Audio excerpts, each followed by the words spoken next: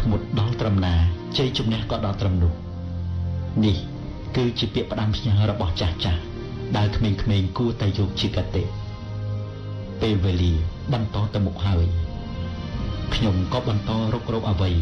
ដែលគួររៀនសូត្រនៅក្នុងប្រាសាទដ៏បាក់បែកមួយនេះដែរ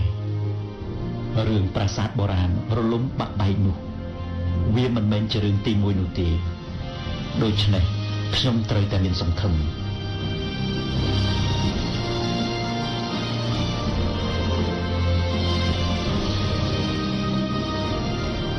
ภาษาយើងដឹងហើយថាប្រាសាទរបស់យើងគ្រប់ទីកន្លែងអស់នៅក្នុងប្រទេសកម្ពុជាព្រោះប្រទេសយើងធ្លាប់ឆ្លងកាត់នៅរបបសង្គ្រាមអញ្ចឹងប្រាសាទសំខាន់សូម្បីតែប្រាសាទនៅក្នុងក្រុងសៀមរាបដែលយើងធ្លាប់ចូលទៅអភិរក្សឋានក៏សាយើងមើលនៅរូបថតហ្នឹងយើងឃើញគឺប្រាសាទអង្គរវត្តប្រាសាទបន្ទាយស្រីប្រាសាទបាយ័នអីនោះគឺបាក់បែកទាំងអស់គឺទ្រុឌទ្រោមច្រើនមែនទែនប៉ុន្តែដោយសារមានការរៀបចំជួសជុលពីខាងអាជ្ញាធរក៏ដូចជាខាងជួក្រៅប្រទេសគាត់ជួយនឹងជំនួយអញ្ចឹងគឺរៀបចំនឹងបានស្អាតចាស់ស្ដែងសង្ឃឹមថាបន្ទាប់ពីយើងបានចូលមកទស្សនាក៏ដូចជាបង្ហាញទៅដល់ពុកម៉ែបងប្អូនដែលនិយមទស្សនាក៏ដូចជាអាជ្ញាធរនោះគឺសង្ឃឹមថានឹងមានការជួសជុលរៀបចំឡើងវិញនៅពេលឆាប់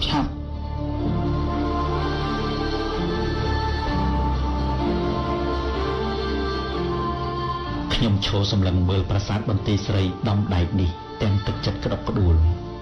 នឹកអាណិតទៅដល់ដូនតាដែលខំសាងសង់ហើយស្នាដៃទាំងនេះ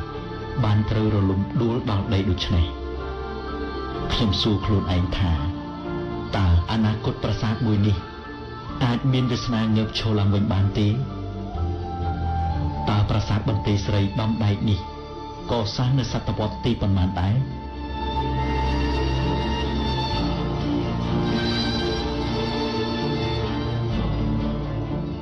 ប្រាសាទបន្ទាយស្រីនៅឯក្នុងស្រុកបន្ទាយស្រីដែលយើងថាជាប្រាសាទដែលល្អល្អះខ្ចោះក្បូរក្បាច់រចនានោះគឺជាប្រាសាទដែលកសាងក្នុងសតវត្សទី10នៃគ្រិស្តសករាជក្នុងរាជរបស់ព្រះបាទរាជចន្ទ្រវរ្ម័នចំណែកប្រាសាទបន្ទាយស្រីដំដែកគឺជាប្រាសាទដែលកសាងឡើងក្នុងរាជរបស់ព្រះបាទសូរ្យវរ្ម័នទី1ក្នុងសតវត្សទី11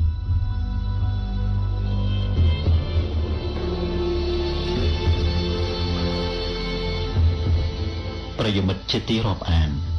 ជីវិតមនុស្សវាមិនស្ថិតនៅយូរប៉ុន្មានទេចំពោះមិត្តតើគួរធ្វើអ្វីដើម្បីតបស្នងសងគុណដល់ទឹកដីដែលផ្ដល់កំណើតឲ្យមិត្តនេះចុះស្នាដៃដូនតាដែលបន្សល់ទុកឲ្យនេះយើងគួរធ្វើដូចម្តេចដែរយើងគួរបន្តទុកឲ្យដួលរលំដូចនេះតទៅទៀតឬយ៉ាងណា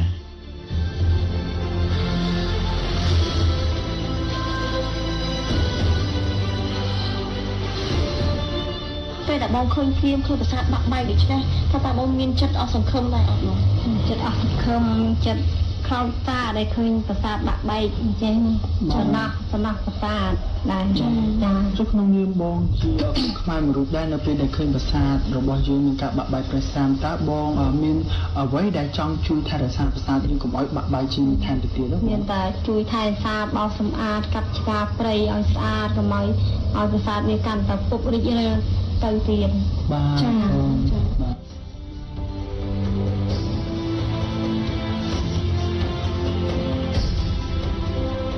ទឹកចិត្តដ៏ល្អរបស់បងស្រីពិតជានាំឲ្យពួកយើងមានសង្ឃឹមថាថ្ងៃណាមួយប្រាសាទបុរាណមួយនេះនឹងត្រូវបានជួសជុលឡើងវិញមិនខានអ្វីដែលពួកយើងចង់ដឹងនោះគឺប្រាសាទបន្ទាយស្រីទាំងពីរសុទ្ធតែកសាងឡើងដោយសារថ្មភក់តើថ្មភក់នៃប្រាសាទទាំងពីរខុសគ្នាយ៉ាងដូចម្តេចទៅ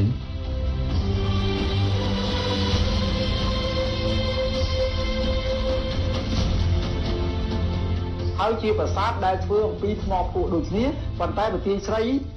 នៅឯតំបន់អង្គរនោះគឺជាប្រាសាទដែលកសាងពីថ្មភក់ពណ៌ផ្កាឈូកចំណែកប្រាសាទបន្ទាយស្រីដំដែកគឺជាប្រាសាទដែលកសាងពីថ្មភក់ផងថ្មភក់នោះថ្មភក់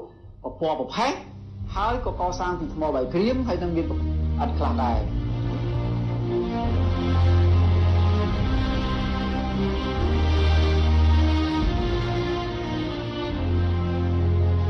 ខ្ញុំបន្តដំណើរកាត់លើដុំថ្ម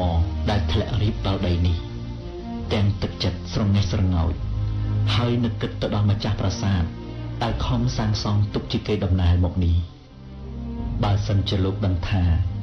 ស្នាដៃនេះត្រូវបាក់ខ្ទេចខ្ទាំដូច្នេះមិនដឹងជាអស់លោកតូចចិត្តយ៉ាងណានោះទេ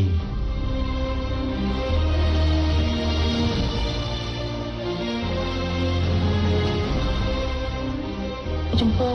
កម្មវិធីប្រាសាទបុរាណខ្មែរបេតិកភណ្ឌមាសគឺមិនថាតាប្រាសាទតូចប្រាសាទធំប្រាសាទបាក់បែកឬក៏ក្នុងព្រៃឯងគឺយើងតែងតែ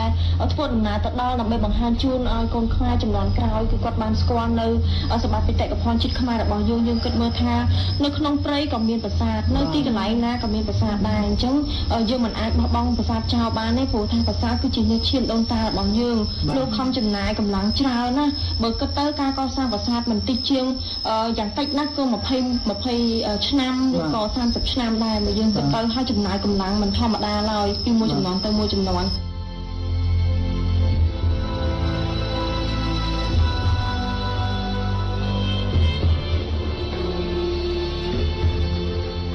ថ្ងៃរះផុតចុងឈើទៅហើយ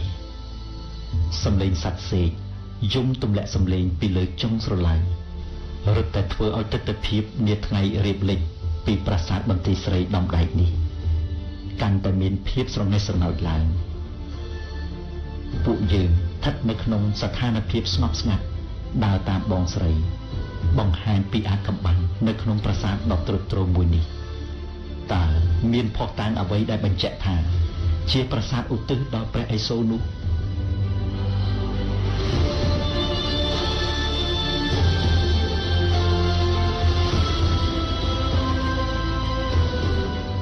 រឿងមួយទៀតដែលយើងច្បាស់ថា